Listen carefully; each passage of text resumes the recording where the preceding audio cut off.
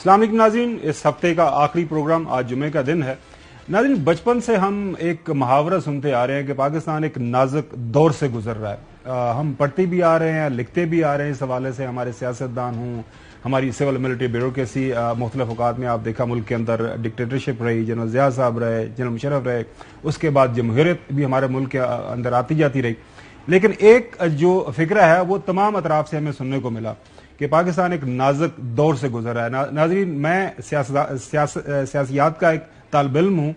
71 के वाक़यात को अगर देखें, उसके बाद आप बगौर जायजा लें तो मुझे लगता है कि 71 के बाद अगर पाकिस्तान के ऊपर सबसे बदतरीन जो इस वक्त जो हालात वाक़यात हैं तो वो आजकल हम उसका सामना कर रहे हैं।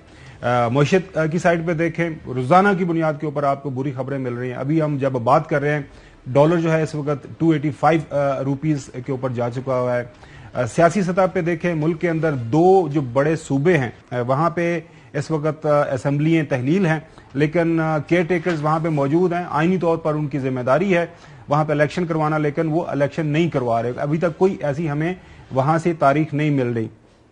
पंजाब असम्बली को तहलील हुए 20 दिन गुजर गए हैं नाजरीन, 70 दिन बाकी मांदा रह गए हैं, उसके दौरान इलेक्शन होने हैं, लेकिन अभी तक कोई खबर नहीं है।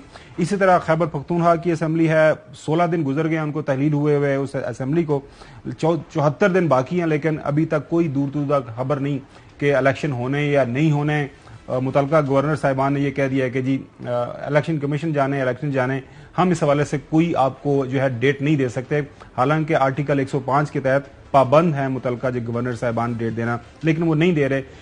उसके बाद नाज़रीन, सिक्योरिटी के हवाले से आज एपेक्स कमेटी का इजलास हुआ वहां पेशावर के अंदर। आपको पता है जो 3 दिन पहले वाकया हुआ, अंदोनाक वाकया क्या हुआ, 100 के करीब जो है, 100 से ज्यादा खबरें आ रही हैं कि वहां पे शहादतें हुई हैं। ज्यादातर जो है खैबर पख्तूनख्वा के पुलिस के नौजवान उसके अंदर शामिल थे। आज भी हमने देखा वहां पे अमन मार्च हुआ, जो है पाकिस्तान तहरीक इंसाफ की क़यादत वहां उनको लीड कर रही थी कि चूंकि वहां पे दहशतगर्दी बढ़ रही है तो उनको अमन चाहिए। तो ये सारे हालात वाकयात हैं, लेकिन सबसे मेन स्टोरी नाजरीन आज की वो ये है कि IMF का डेलीगेशन पिछले हफ्ते से मुल्क के अंदर मौजूद था। अब खबरें ये आ रही हैं कि हमारे जो टॉक्स हैं उनके साथ आज खत्म हो गई हैं, कंक्लूड हो गई हैं, और आने वाले दिनों के अंदर जो सख्त शराइत हैं उनके ऊपर अमल किया जाएगा।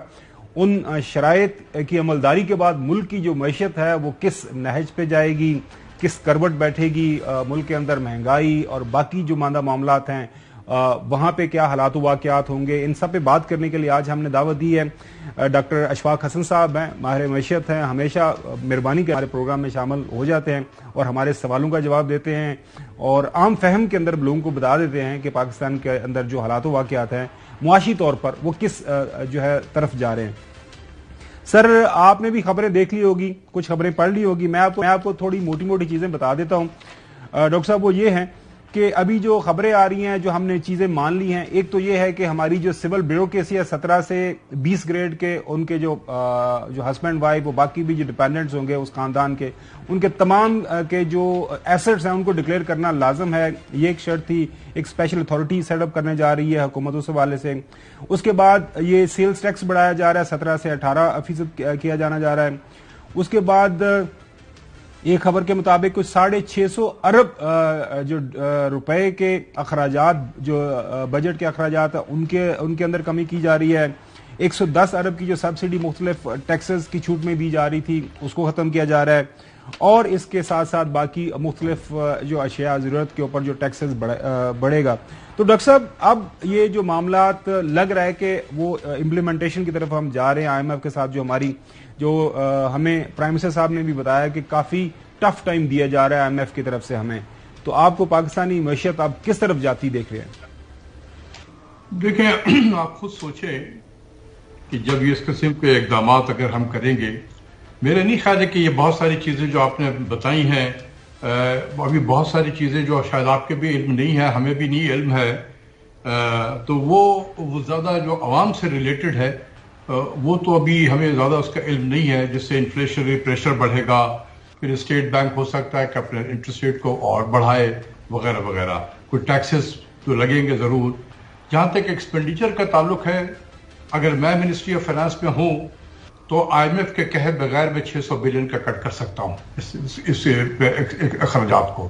مجھے پتا ہے کہ کہاں سے کٹ کیے جا سکتے ہیں, بالکل آرام سے کٹ کر سکتا ہوں. تو اگر IMF نے کہا ہے 600 بلین تو اللہ کا شکر ادا کریں, اس نے 1000 بلین نے کہہ دیا. ٹھیک ہے, آپ نے کہا کہ کچھ ٹیکسز لگیں گے, GST 17% سے 18 ہو سکتا ہے یا 15 سے 17 ہو سکتا ہے. اللہ سے دعا کر شکر ادا کریں اللہ کا کہ وہ 15 سے 25 نہیں ہو رہا ہے, 17 ہی ہو رہا ہے. تو اس وقت جو کچھ بھی ہو رہا ہے اللہ کا شکر ادا کریں کہ یہی ہو رہا ہے, اس سے بھی ڈاکٹر صاحب دیکھیں پچھلے ہفتے کے دوران جو مہنگائی کی شرح آج جو ہے گورنمنٹ کی طرف سے ریلیز کی ہے وہ 2.8% ہو گئی ہے, اور جو مجموعی شرح اس وقت مہنگائی کی ہے وہ 34.50% ہو گئی ہے. تو یہ تو ابھی آنے والے دنوں کے اندر لگ رہا ہے اور بڑھے گی. تو غریب کی کمر تو آلریڈی ٹوٹی ہوئی ہے. شکر تو ہم ضرور کر رہے ہیں اور کرنا بھی چاہیے, ہر وقت ہمیں کرتے رہنا چاہیے, لیکن غریب عوام کا کیا بنے گا ڈاکٹر صاحب؟ نہیں, وہ کوئی میٹر نہیں کرتا ہے. آج کل کی جو پالیٹکس میں ہے کوئی میٹر نہیں کر رہا ہے. تو میں اس لیے یہی بتانا چاہ رہا تھا کہ دیکھیں اس ملک میں پارلیمنٹ بھی ہے جہاں کوئی اپوزیشن نہیں ہے. اس ملک میں 2 صوبے ایسے ہیں جہاں کوئی اسمبلی بھی نہیں ہے. اس ملک میں الیکشن کمیشن ہے جو الیکشن نہیں کراتا ہے. اس ملک میں منسٹر جو ہیں جن کے پاس پورٹ فولیو بھی نہیں ہے بہت ساروں کے پاس میں. اس ملک میں اسٹیٹ بینک آف پاکستان بھی ہے جس کے پاس فارن ایکسچینج ریزرو بھی نہیں ہے. اور اس ملک کے جو لیڈر ہیں ان کو کوئی پریشانی نہیں ہے. تو پھر غریب کدھر جائے جب لیڈر کوئی پریشانی نہیں ہے؟ تو آپ بتائیں کہ میں یہی سوچ رہا تھا کہ یقین کریں کہ ماضی میں بھی ہم نے بہت اکنامک چیلنجز دیکھے. ہم نے خاص کر جب ہم نے ایٹمی دھماکہ کیا تو ہم پہ اکنامک سینکشن جب لگے تھے تو اس وقت بھی بڑے حالات ہمارے خراب تھے. لیکن یہ جو کرائسس ہے اور جو ماضی میں کرائسس آیا ہے اس میں ایک بہت اہم فرق ہے. ماضی میں اکنامک کرائسس آتے تھے لیکن ریلیٹیولی پولیٹیکل اسٹیبلٹی رہتی تھی. آج economic crisis of extreme nature along with political instability of extreme nature, یہ دونوں اکٹھے ہو گئے ہیں. پھر سب سے اہم چیز یہ ہے کہ اس ملک میں کوئی سینئر وائس بھی نہیں ہے کہ جو لوگوں کو کہے کہ او یار بیٹھو بات چیت کرو, یہ ملک ہمارا ہے, یہ ملک ہوگا تو یہ پارلیمنٹ بھی ہوگی, آپ سیاست بھی کرو گے. تو کوئی ایسا وائس ایسی شخصیت بھی نہیں ہے جو ان کو اکٹھا بھی کر سکے. تو اس وقت جو حالات ہے یہ فری فار آل ہو گیا ہے اور ہمارے سیاستداں انفارچونیٹلی ایک دوسرے کے خون کے پیاسے ہوئے ہیں. تو ڈاکٹر صاحب یہ جو آپ نے بات کی کہ ایکسٹریم پولیٹیکل انسٹیبلٹی اور ایکسٹریم جو ہے اکنامک حالات آپ نے دیکھ لی, تو یہ جو کمبینیشن بن گیا ہے اب ظاہر ہے اس نے کسی چیز کے اوپر منتج ہونا ہے, اس سے کوئی نتیجہ نکلنا ہے. ایسے تو نہیں ہو سکتا کہ یہ سب برائیاں لے کے ہم چلتے رہیں, یہ جو برے حالات ہیں آگے لے کے چلتے رہیں اور پھر بھی ہمارے ساتھ سب اچھا ہوتا رہے.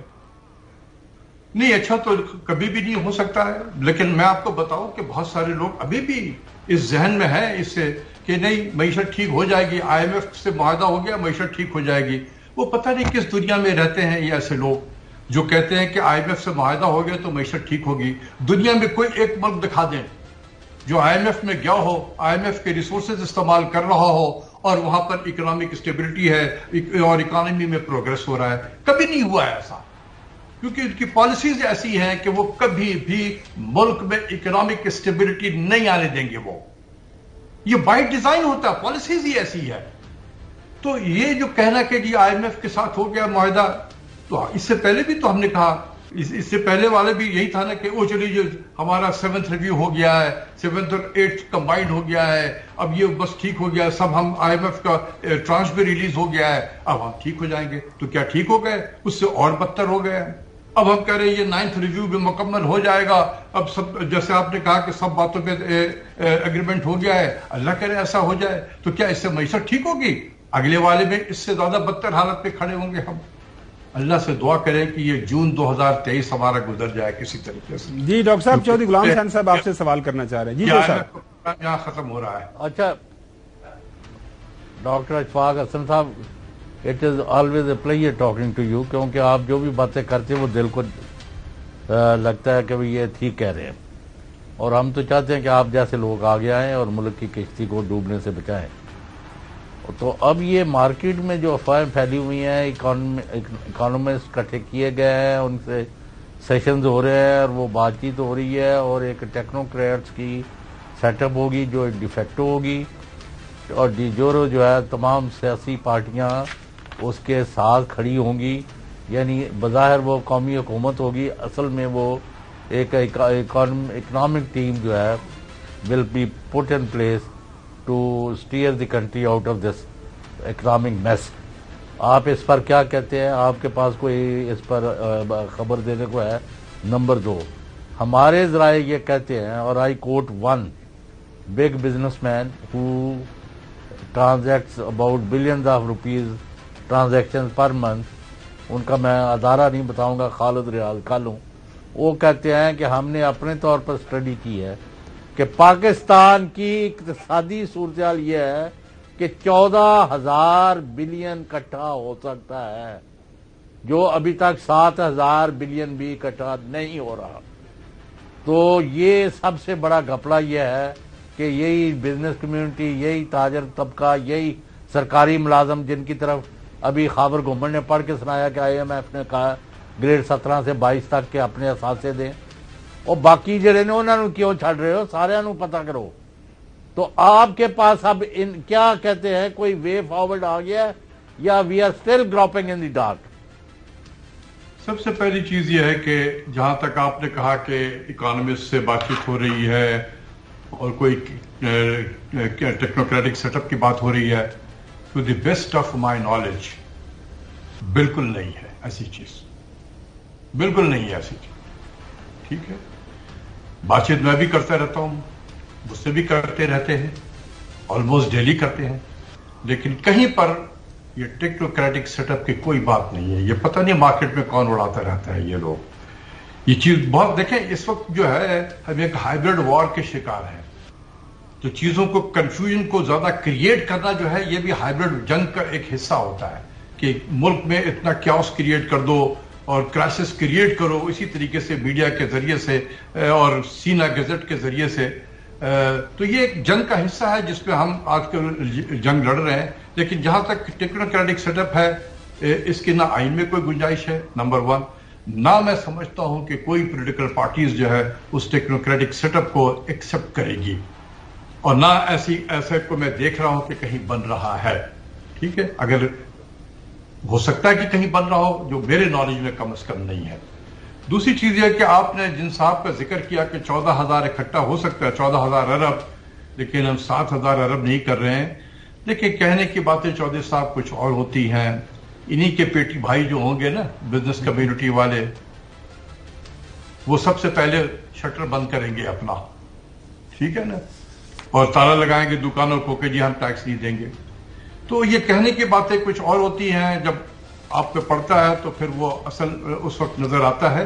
لیکن جہاں تک پوٹینشیل کا تعلق ہے، 8-10,000 بلین تو ہم ضرور اکٹھا کر سکتے ہیں. اچھا ڈاکٹر صاحب، آج جو مختلف اخبارات کے اندر جو خبریں آئی ہیں، پہلی خبر ایکسپریس ٹریبیون کے اندر کہ IMF seeks political consensus for revival of وہ 6.5 بلین بیل آؤٹ.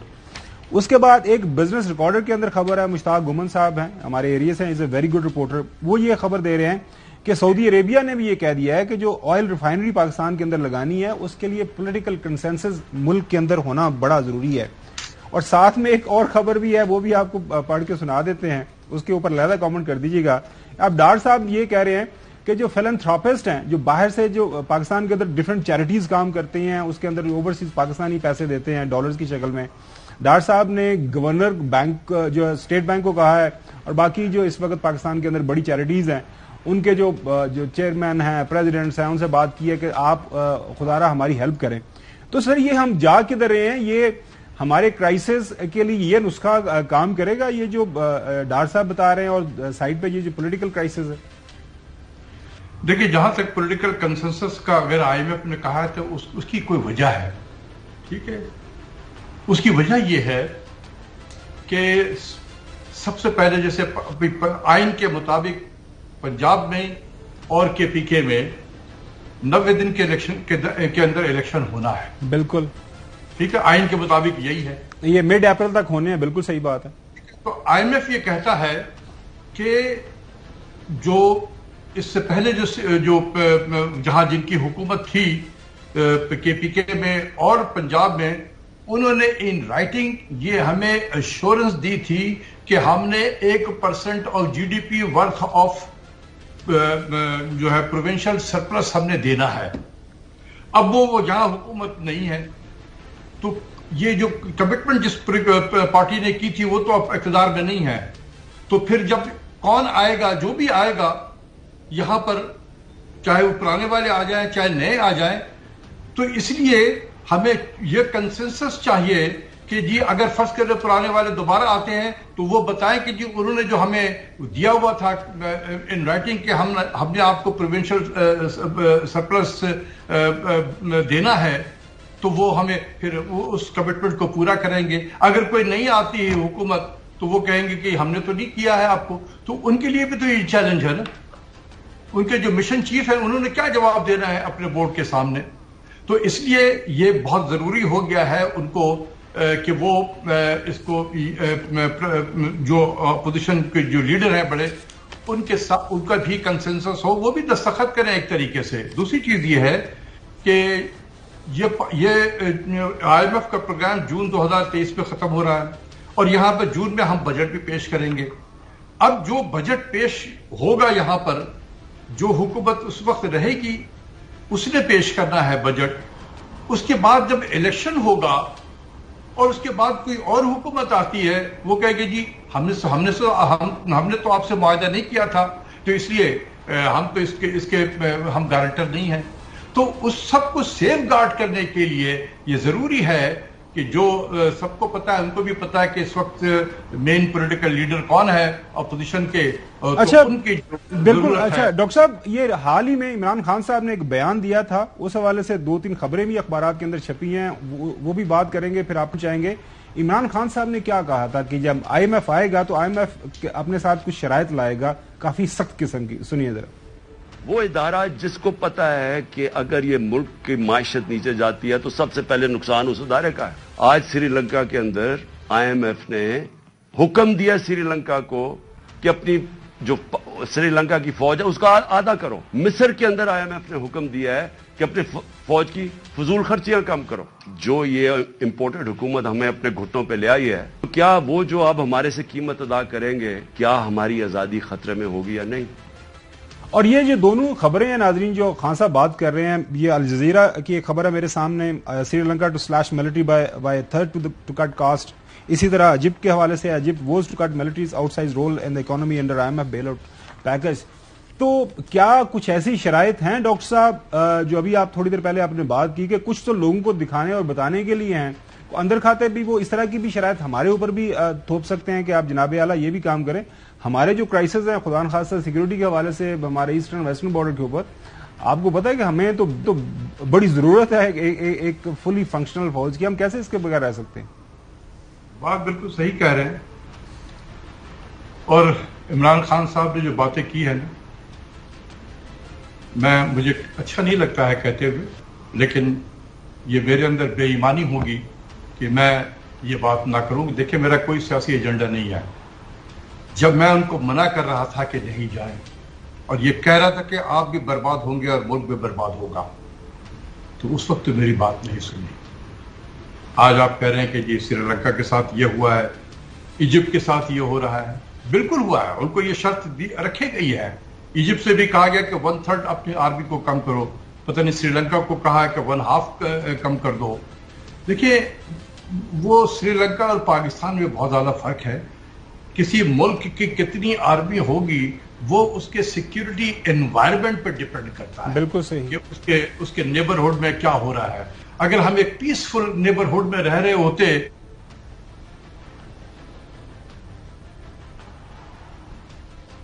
آواز بند ہو. ہاں جی، لگتا ہے کہ کنیکشن کے اندر پرابلم آ رہی ہے. اچھا صاحب، یہ جو آپ کے سامنے ہم نے سارے حقائق رکھے ہیں، مین ویل ڈاکٹر صاحب سے ہمارا رابطہ ہوتا ہے تو ان سے بات جاری رکھیں گے.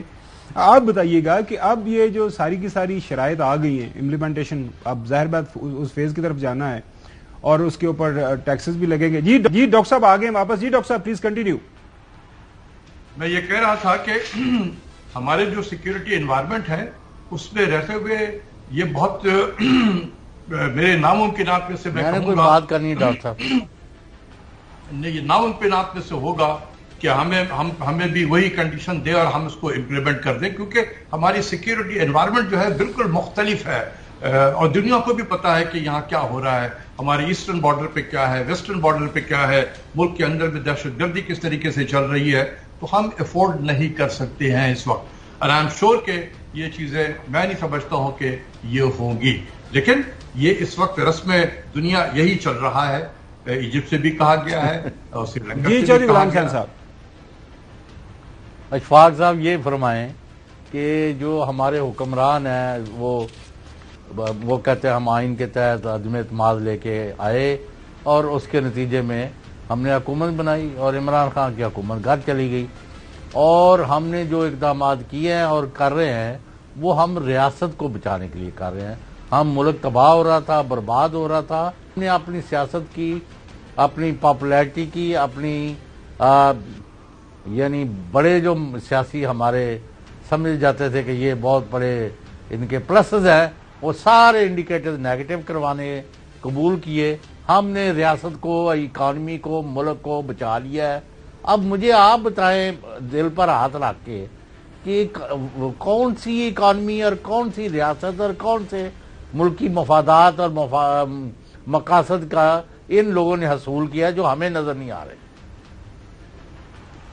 देखिए, आगे फिर मेरे साथ जो है मैं नाइंसाफी करूंगा कि हकीकत ना बयान करूं। बात यह है कि ये जो आपने जितनी बातें की ये एक सियासी बातें होती हैं।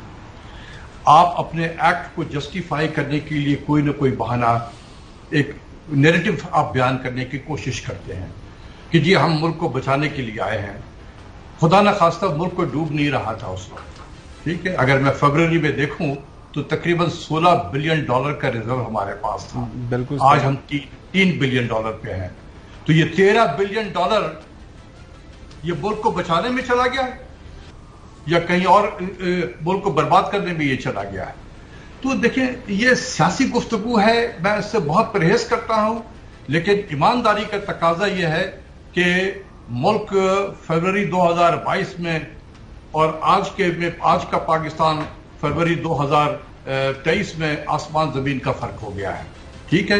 ये मुल्क को बचाया नहीं जा रहा है, मुल्क को बर्बाद ज्यादा किया गया है, हो चुका है पाकिस्तान बर्बाद बहुत ज्यादा।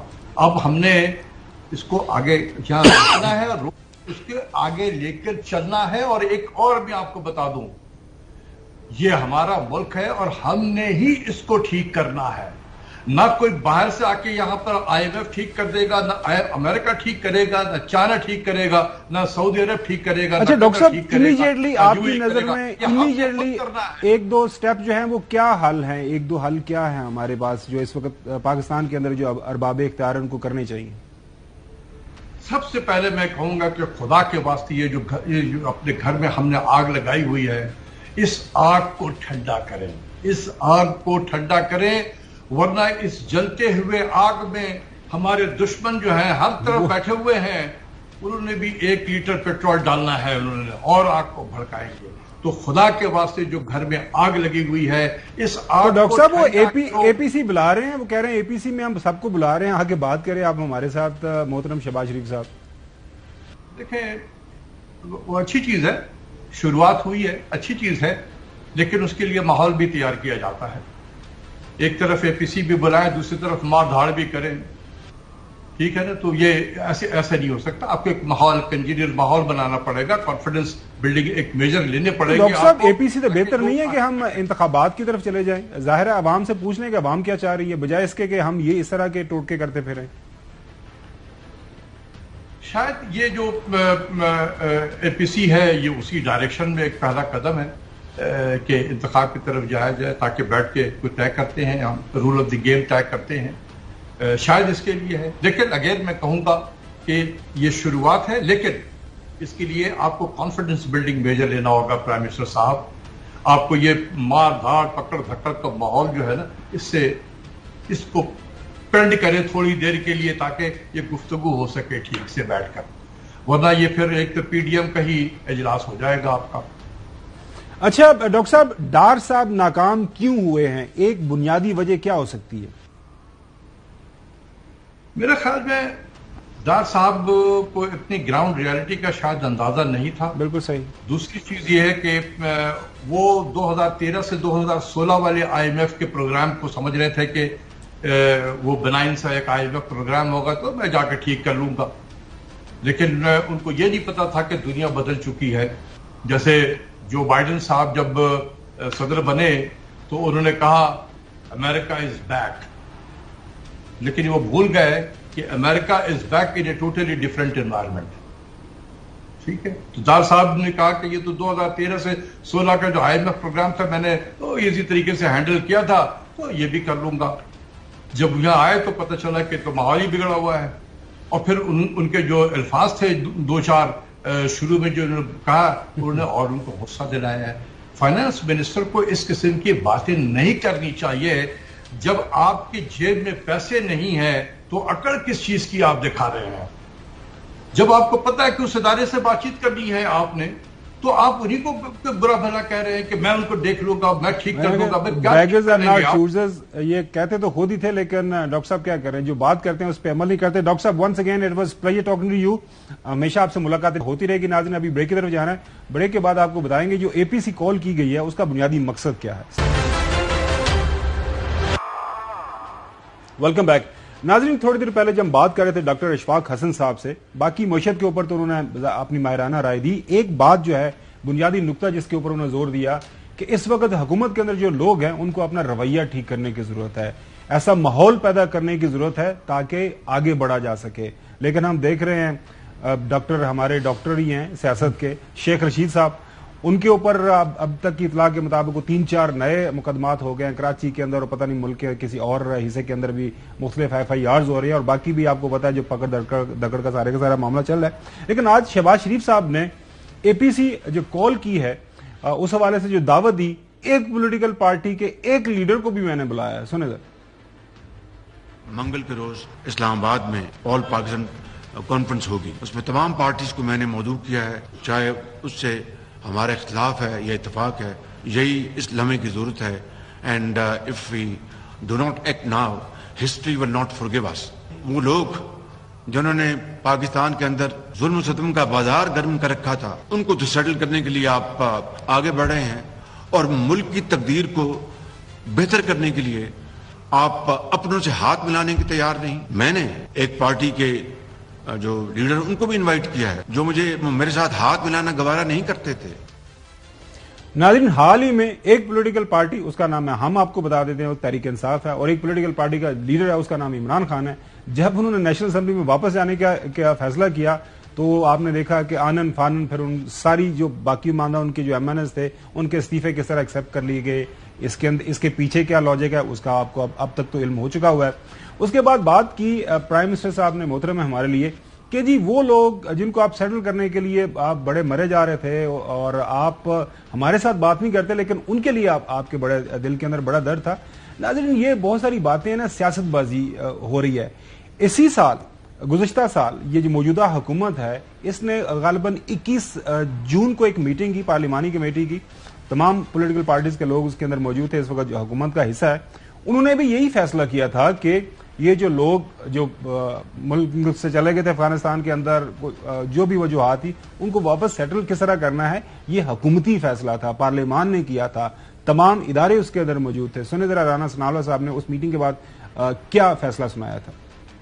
आज पार्लिमानी कमेटी जिसमें तमाम सियासी जमातों के सरबराहान भी मौजूद थे, अस्करी क़यादत भी मौजूद थी, और दी चेयर ऑफ प्राइम मिनिस्टर जो है वो मीटिंग हुई है। TTP के हवाले से अफगानिस्तान के साथ जो इस वक्त सूरत हाल है बॉर्डर के ऊपर, पार्लियामेंट की ओनरशिप में और गाइडेंस में जो है ये मुज़ाकरात जो हो रहे हैं उसको जो है वो आगे बढ़ाया जाएगा। ये मुज़ाकरात जो हैं ये अंडर दी कॉन्स्टिट्यूशन होंगे। कुछ किरदार तो ऐसे हैं कि जिनका जुर्म जो है, जिनका किरदार जो है वो नाकाबिले माफ़ी है, लेकिन शायद उनमें से कुछ ऐसे लोग भी हैं, अब उनके साथ उनकी फैमिलीज हैं, उनके बच्चे हैं, तो क्या उनको वापस नहीं लाना चाहिए? इसमें एक राय मौजूद है कि उनको ये मौका दिया जाए कि वो अपना हथियार जो है वो रखें, कानून और आइन को तस्लीम करते हुए जो आगे सोसाइटी का जो है वो हिस्सा बने।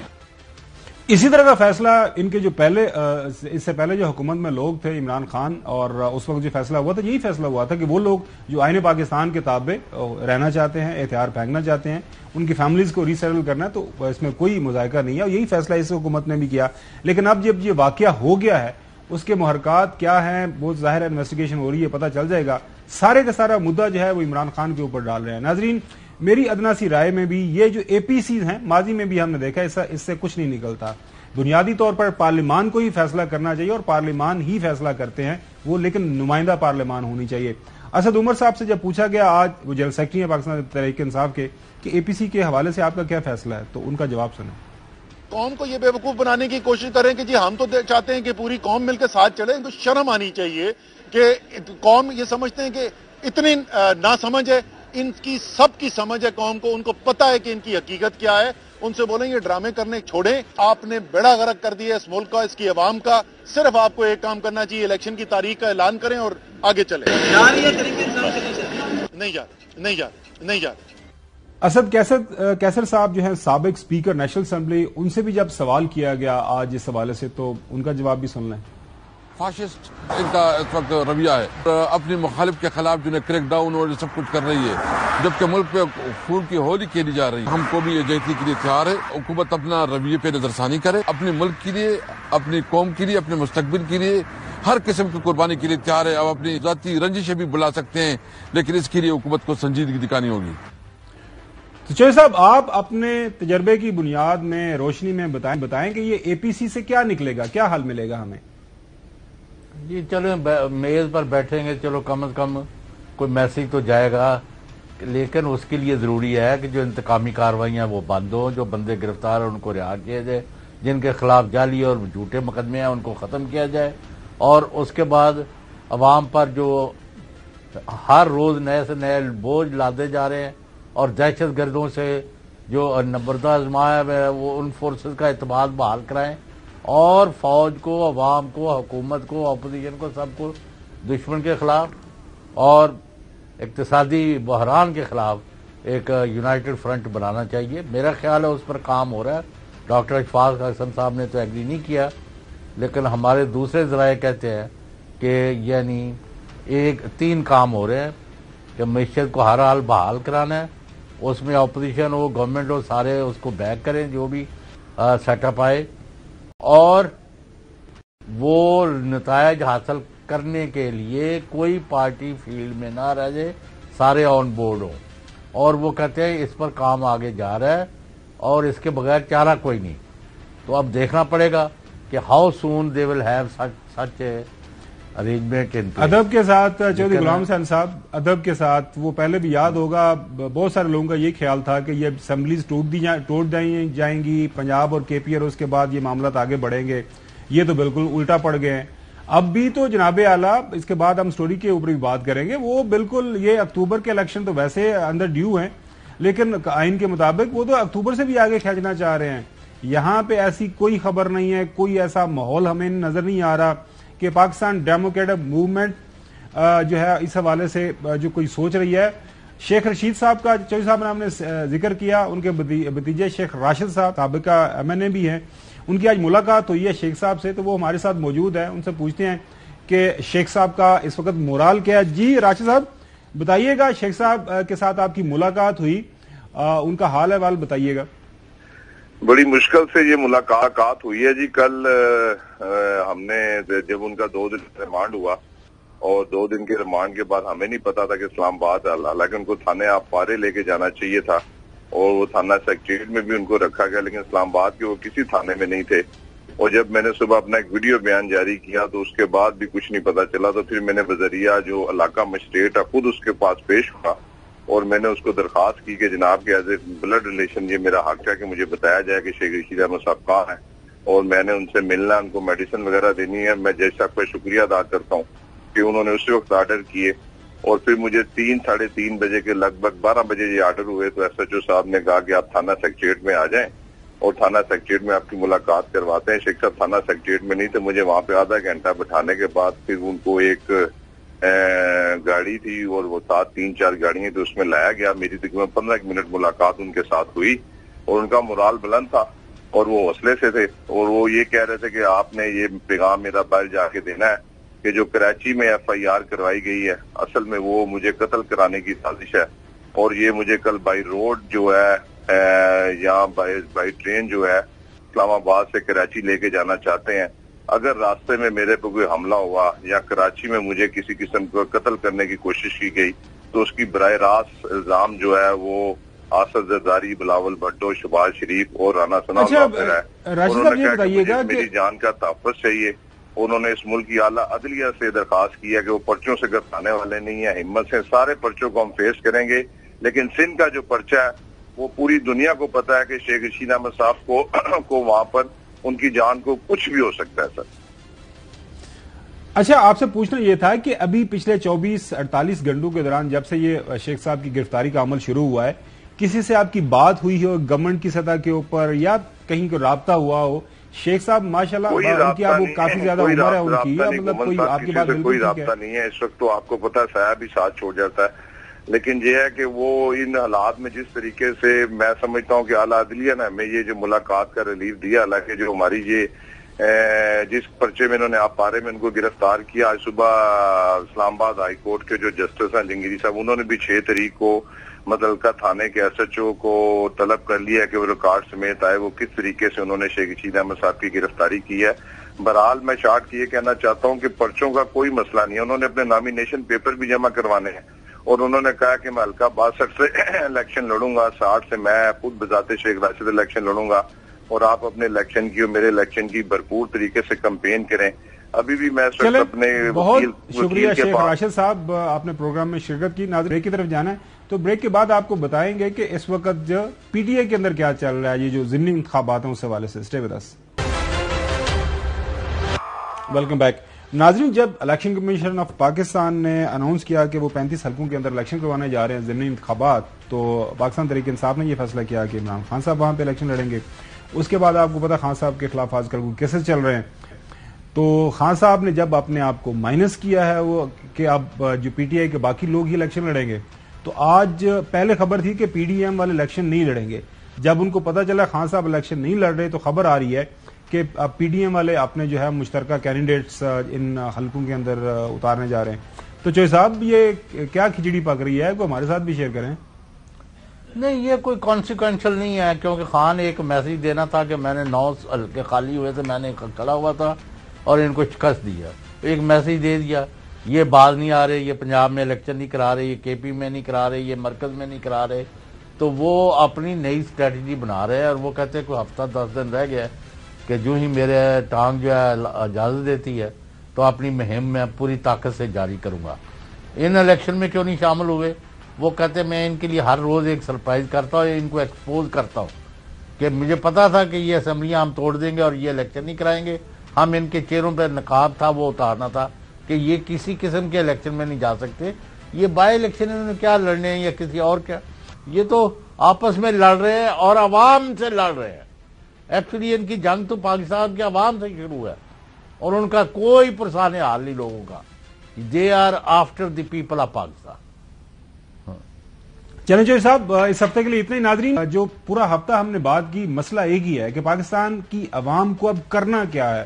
ملک کے جو موجودہ معاشی سیکیورٹی کے حوالے سے سماجی سیاسی حالات ہیں ان کا حل کیا ہے۔